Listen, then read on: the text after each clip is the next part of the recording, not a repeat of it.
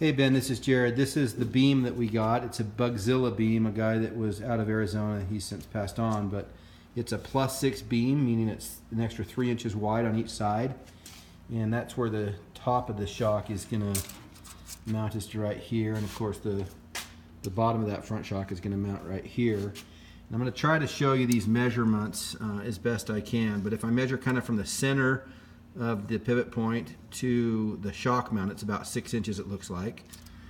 And if I do the same thing to the hub, I don't know that I'll be here. Why don't you hold it from the other direction? I'll hold this up. Do it from the hub. Like this? Yeah, I mean, pull it right there, a little closer, other way, right there. If I do that, it's about, what, about 10 and a half, 11 inches? 11 inches. 11 inches center to center on that. So it's standard front end that just has the gussets. So that's the front of the car. The back of the car is 3x3s.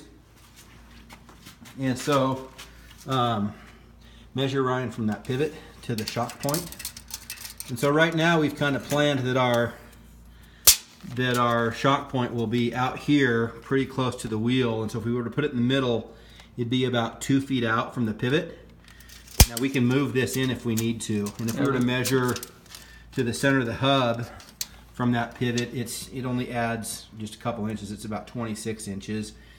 This piece isn't welded on yet at all.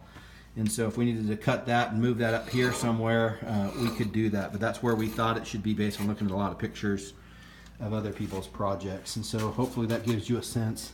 You want to show the top? For this. Yeah, on the top, this is not welded in yet, but this is about the height of where we were going to put this in. And we haven't figured out exactly how to hook the upper shock tabs or mount to this piece here.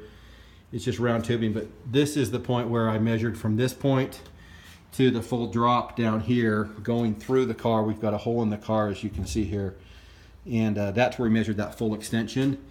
And of course, when we lifted it up, we just lifted this 3x3 up, and that's where we got the full collapse. So if we need to move that mount up or down, we can do that. But hopefully that gives you an idea. Let me just back up and I'll show you pictures of the whole car. It's going to have a fiberglass front end on it, and the fuel cell will be mounted in the back.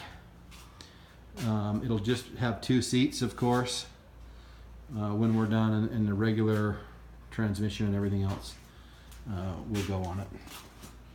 But that's the project that we're working on, and hopefully that gives you kind of a sense for what it is we're trying to build. But we're rookies, so any help you can give us on geometry, or if we need to measure different, just let us know. Thank you.